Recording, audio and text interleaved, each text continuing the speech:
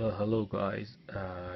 Today I encountered a very strange issue with PS4. I just wanted to show you. I have a PS4 here. It is in a standby mode, and there is no disk inside of this PS4. So when you uh, push the eject button, it acts like this. Okay, but you should touch it anyway. It acts like this.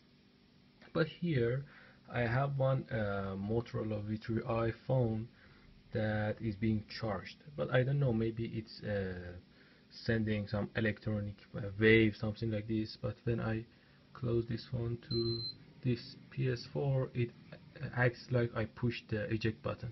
You see, no contact.